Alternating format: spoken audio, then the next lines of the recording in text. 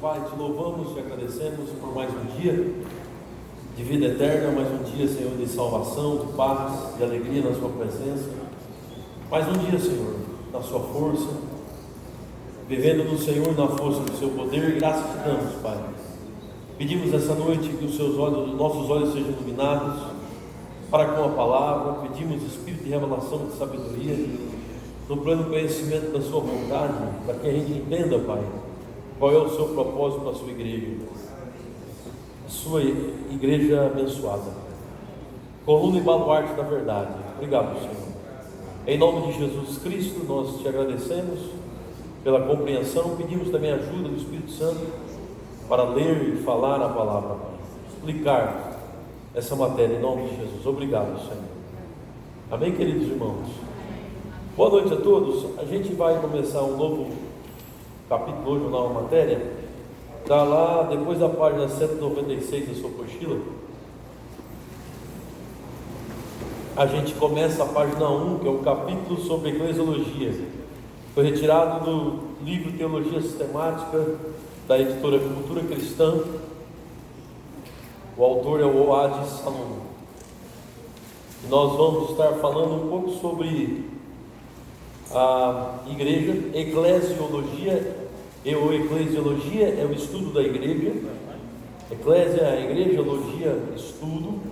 Então, na apostila, você já vai ver aí, é a página 1, depois da 196. Tá? E eu quero pautar essa matéria em cima de um versículo que o apóstolo Paulo cita lá em 1 Timóteo. Paulo fala sobre a igreja e ele dá uma definição brilhante sobre a igreja, poderosa. Em 1 Timóteo capítulo 3, versículo 15, Paulo diz o que a igreja é de fato. Quando a gente começa a observar o funcionamento das igrejas hoje, de uma forma geral, as igrejas que se dizem evangélicas e cristãs no nosso país, a gente tem uma certa tristeza, porque a diferença é muito grande do que a Bíblia diz sobre o que realmente a igreja deve ser e sobre o que a igreja tem sido. Então a diferença, inclusive essa é a primeira parte da nossa lição, na página 2 e 3, a gente vai trabalhar um pouco isso e fazer a conexão da igreja do Velho Testamento com a igreja do Novo Testamento, que nós acreditamos que seja uma igreja só, a igreja de Jesus, continuidade apenas. Em 1 Timóteo 3, versículo 15, Paulo diz assim, para que, se eu tardar, fique ciente de como se deve proceder. Aí ele fala o que é a igreja: casa de Deus, que é a igreja do Deus vivo, coluna e baluarte da verdade, aleluia, coluna e sustentáculo da verdade. A definição brilhante sobre o que é a igreja. A igreja é quem sustenta a verdade na força do Espírito Santo. Ela é aqui na terra um instrumento de Deus para estar sustentando a verdade de Deus na terra. E ela também aqui é chamada de casa de Deus e igreja do Deus vivo, eclésia do Deus vivo. E quando a gente olha o que a igreja deve ser, mediante o que a Bíblia diz e o que a igreja é hoje, a disparidade é bem grande, mas nós precisamos avançar, precisamos ter esperança, olhar na Bíblia Sagrada sobre o que a igreja é e se esforçar para que a igreja seja o que ela é, para que a gente consiga viver, irmãos, próximo do que a Bíblia Sagrada fala sobre o que a igreja é. Você vê a definição tão poderosa dessa: igreja do Deus vivo, casa de Deus, coluna e baluarte da verdade, sustentáculo. Baluarte é sustentáculo, que sustenta a verdade, coluna e baluarte. A igreja está enfrentando nesses dias, irmãos, um momento muito crítico. A gente sabe disso, a gente enfrenta isso na nossa igreja local, as igrejas locais enfrentam isso, a gente vê aí nas mídias sociais, a gente vê no contato com as pessoas. Há um tempo crítico na nossa história. Existe um abismo muito grande, como eu disse, do que a igreja é para o que a igreja está vivendo hoje, para o que a igreja demonstra hoje. Há uma distorção muito grande, mas o Senhor disse que ela é casa do Deus vivo. O Senhor disse que ela é coluna e baluarte da verdade, então ela é Então o tempo todo você vê na Bíblia e na vida reformadores, pessoas tentando, de alguma forma, guiado pelo Espírito Santo, claro, trazer a igreja que aparece para a ideal, que é a igreja da Bíblia Sagrada, né? Paulo é um que sempre procurou levar as igrejas que ele fundou a ser exatamente o que Deus quis que ela fosse, né? Você vê Paulo preocupado em estabelecer ministros, em cuidar das pessoas. Paulo sempre falava sobre conduta, Paulo falava sobre a administração dos dons, dos ministérios. O apóstolo Paulo falava sobre como a igreja deveria se comportar diante desse mundo: trabalho, empenho, ministração, poder, glória. Paulo falava sobre várias coisas. O objetivo de Paulo é que a igreja fosse o que ela é para ser realmente. Então Deus tem levantado, irmãos, nesses últimos anos, na verdade desde quando ela existe, e ela não existe, a igreja não existe só depois que Jesus Cristo veio. Então vamos falar de dois pensamentos aqui. Acreditamos que a igreja ela não foi formada apenas depois de Jesus. Sempre existiu uma igreja no Velho Testamento que é formada pelos nascidos de novo, os eleitos. Então Deus tem levantado heróis de fé que estão se esforçando para restaurar esta igreja e fazer com que a igreja seja exatamente aquilo que ela foi chamada para fazer. Não é fácil, a gente vê a luta que esses homens enfrentaram, e não tem sido fácil hoje a luta que se enfrenta hoje para que a igreja seja exatamente aquilo que ela foi chamada para ser. Nós podemos citar aí o Martinho Lutero rompendo com as garras da igreja católica e realmente ministrando aquilo que a igreja é, se esforçando ao máximo para a igreja ser o que ela é. A gente pode ver aí o Calvino, um grande estudioso da palavra, que fez de tudo em Genebra para que a igreja fosse o que ela realmente foi chamada para ser. A gente vê John Knox, que foi um grande reformador, discípulo de Calvino, que fez de tudo, deu a sua vida, irmãos, para a igreja ser exatamente aquilo que ela foi chamada para ser. E esses homens andavam de uma forma humilde, eles acreditavam que eram apenas instrumentos de Deus para levar a igreja ao caminho que ela deveria ser. A gente também tem, irmãos, no Velho Testamento, a pessoa do Zorobabel.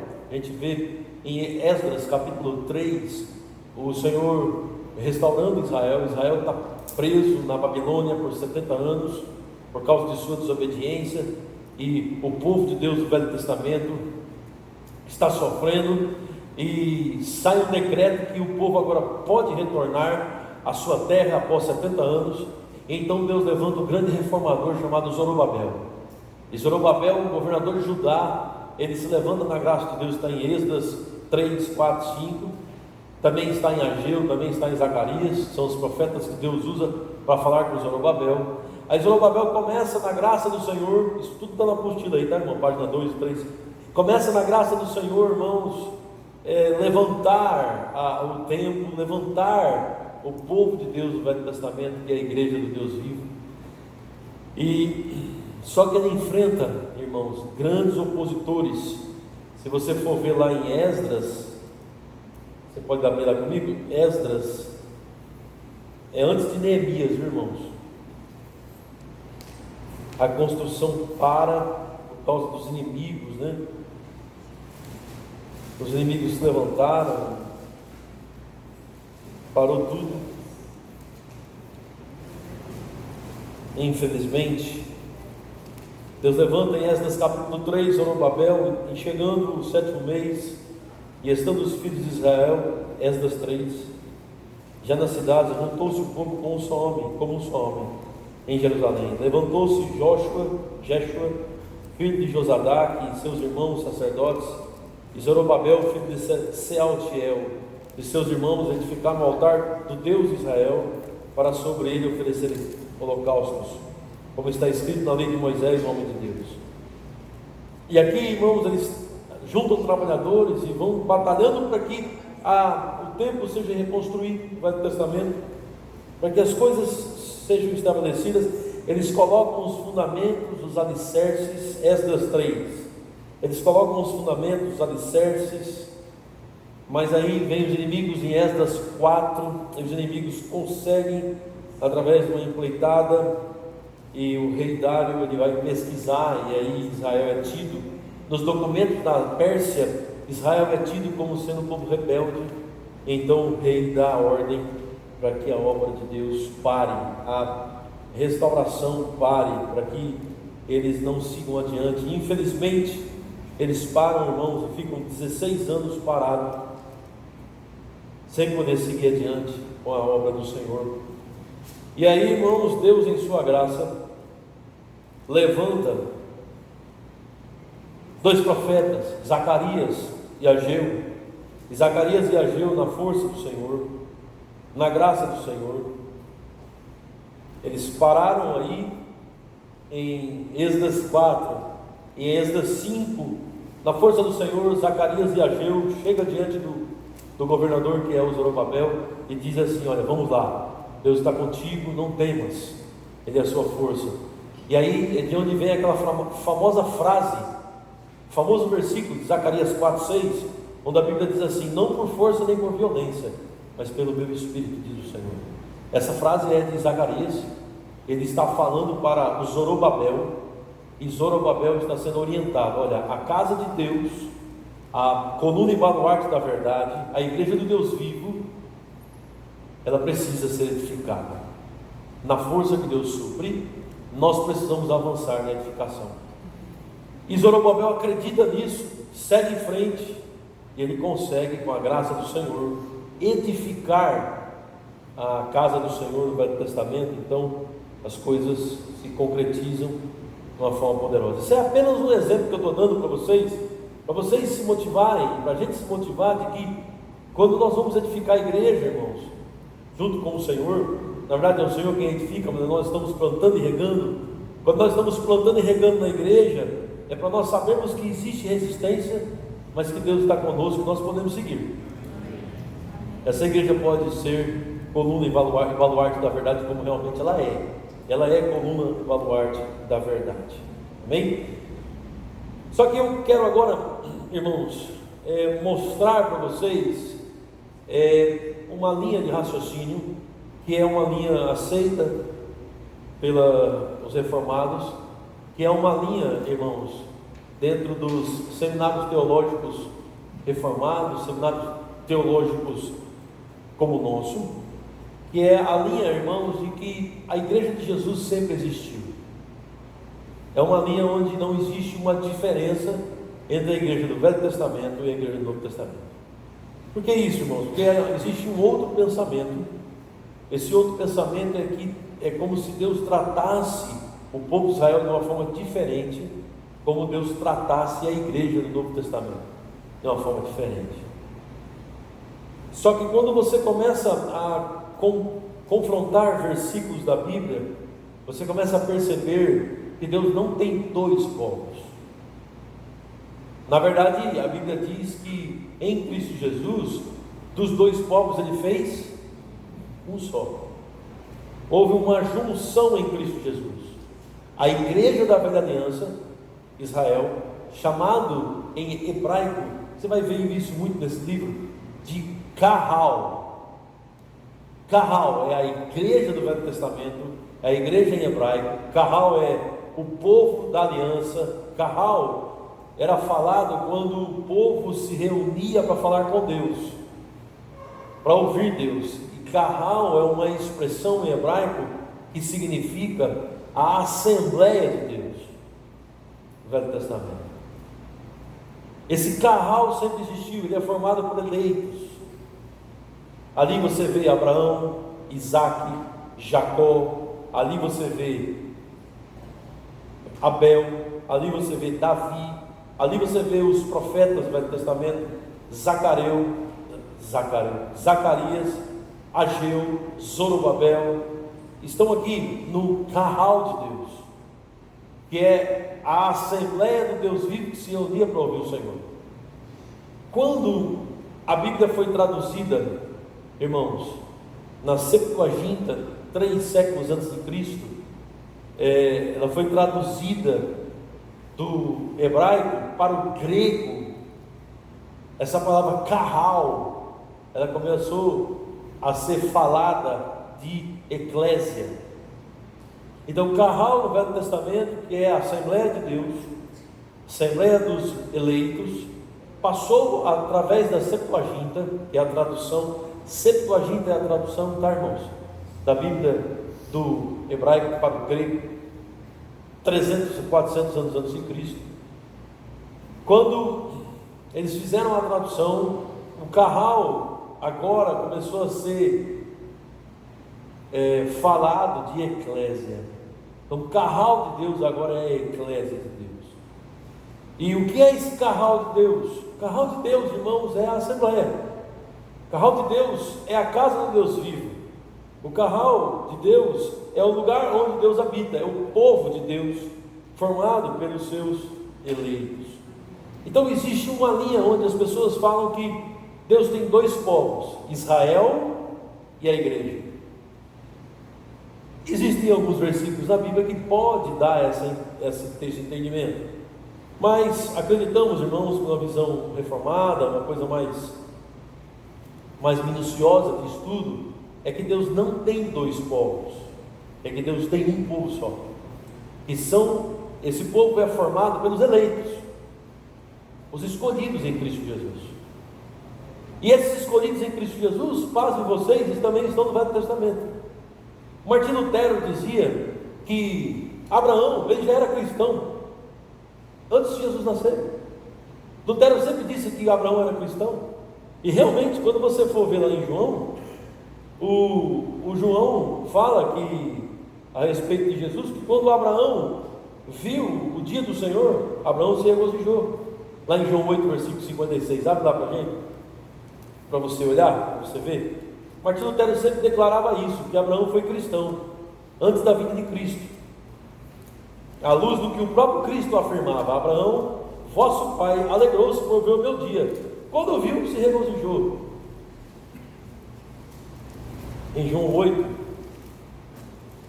versículo 56,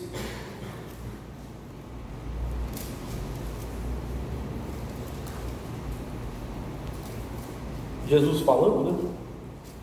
Abraão, vosso pai, alegrou-se por ver o meu dia, e viu, e regozijou-se.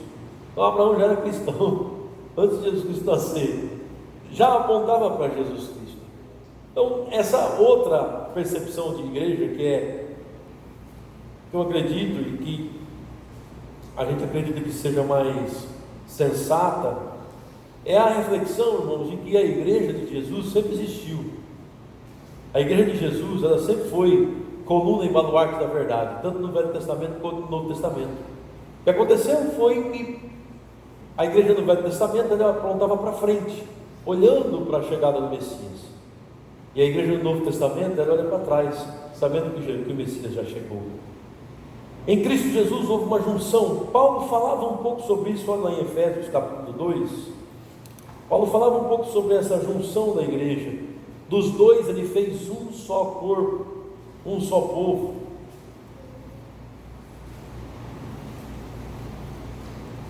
Na eleição, irmãos, a igreja foi formada. E a eleição, ela aconteceu antes da fundação do mundo. A eleição não é uma realização depois da queda. O homem caiu, então Deus foi escolher. E a eleição é um ato soberano da graça de Deus, que Deus escolhe pessoas não baseado numa fé prévia. Não foi assim que a eleição procedeu. Deus não olhou quem iria crer para escolher, não. Deus decretou quem seria eleito e escolhido. E depois quem ele decretou que seria eleito e escolhido, depois iria crer. Compreendem isso? É um decreto de Deus a eleição, é um ato soberano de Deus. Deus, em sua soberania, escolheu o seu povo. Então esse povo sempre existiu, eu mesmo. São os eleitos.